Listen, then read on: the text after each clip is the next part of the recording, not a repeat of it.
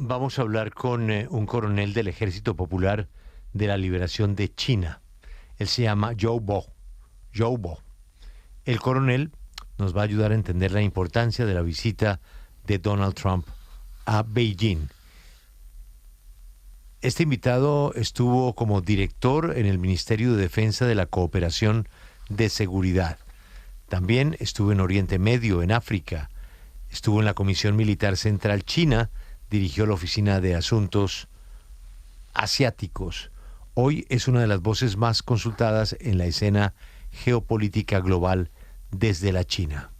Ana, saludando al señor coronel Zhou Bo, la primera pregunta es, ¿cómo se puede entender una reunión entre el presidente Xi y el presidente Trump sin perturbarse, sin molestarse por el tema más delicado que es Taiwán? Good morning, Colonel Zhou Bo. Thank you very much for your time today at Caracol Radio. Good evening from Beijing. Let us begin by asking you, how is it possible for a meeting between President Xi and President Trump to go through, without any complications, considering the delicate subject of Taiwan? Well, I think it is impossible for us to have a very smooth relationship because the China-U.S. relationship is intrinsically competitive, although there are a lot of room for cooperation. On Taiwan issue, this is China's sovereignty issue because it would be very easy for you to understand if I just tell you like this. China is growing in strength, and China one day could be next to none. So how can China allow a part of China to be separated, from China forever? Taiwan being part of China is not what only China says. It is agreed by more than 180 countries, including the United States, that has diplomatic relationship with China.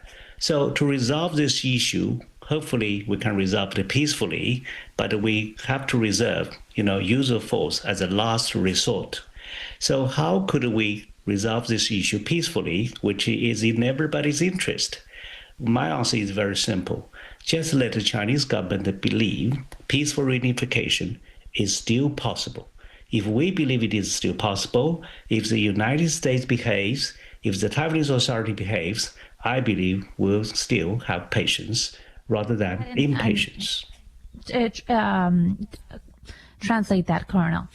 A ver, lo primero, Julio, es que esto es un tema de paciencia. Él dice que de forma natural es imposible que la relación Estados Unidos y China sea una relación fácil de llevar en cualquier escenario.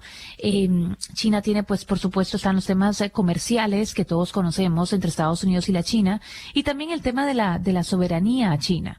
Él dice que hay una realidad y es que China está creciendo y podría seguir creciendo a nivel de ser convertirse a lo mejor en uno de los países más poderosos del mundo, si no es que ya lo es.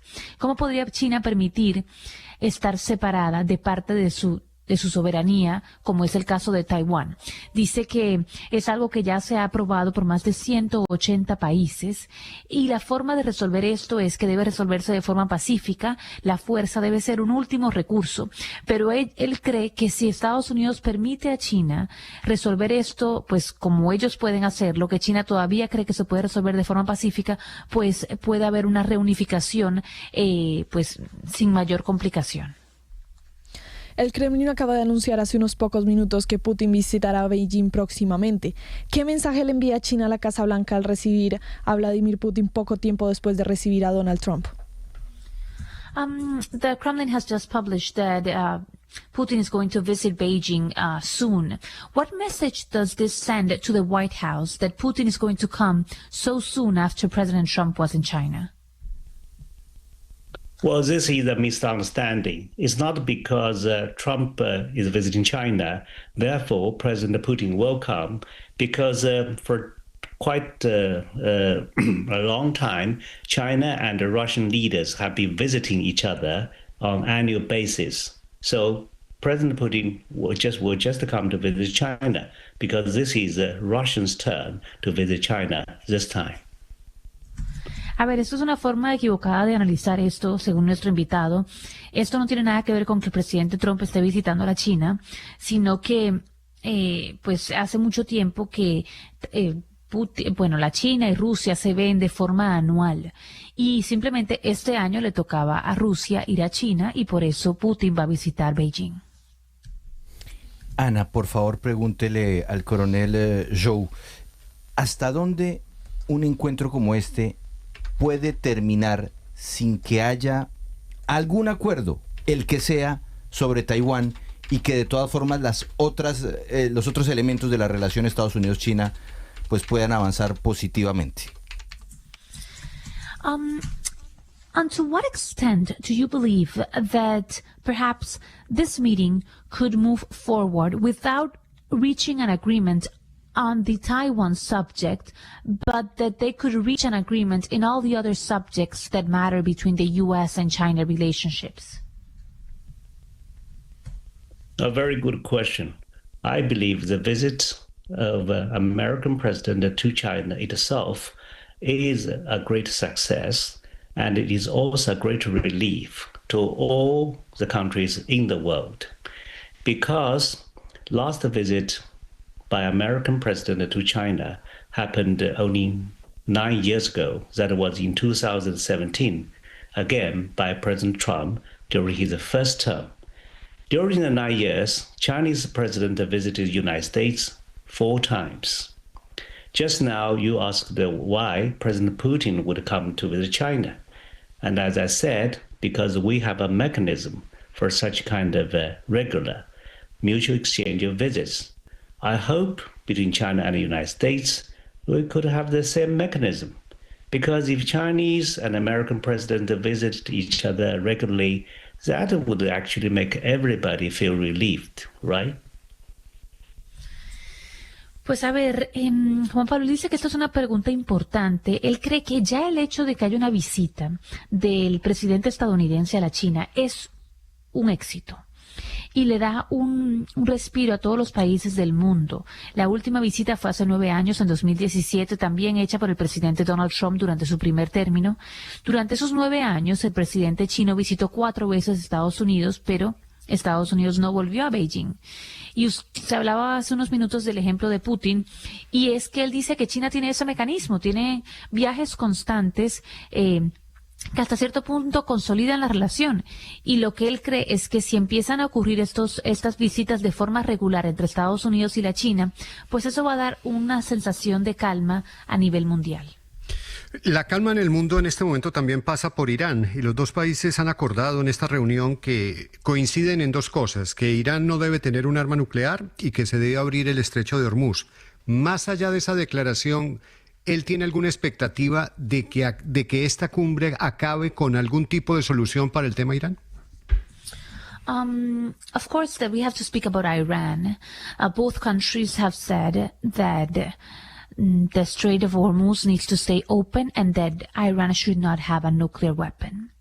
Do you have any expectations in terms of any form of agreement reached between the U.S. and China that could help the situation in Iran? Well, I think China definitely would like to help, because it is also in China's own interest to have, Strait of Hormuz reopened. Why? Because 80% of Iranian oil would come to China, which accounts for 13% of China's oil import. So you see, China has a stake there.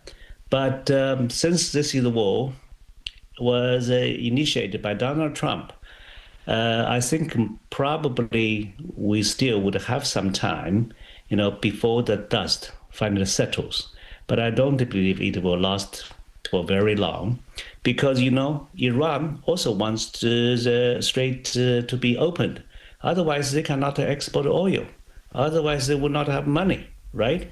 And for Donald Trump, if the situation keeps going on like this, everybody know he's a troublemaker, and the international market would become chaotic, and the people around the world would not be happy with him, right? You see, 1 week before Trump's visit, the Iranian foreign minister came to China, he should have briefed China what has been going on, which would not be a secret, but maybe, not maybe, I'm sure he has also told China what Iranians have on their mind. Yeah, so I think there is opportunity for China to talk to Iranians, but we're not going to give them pressure. We're going to talk to them in a Chinese way to tell them it is in their own interest to see reopened Strait of Hormuz.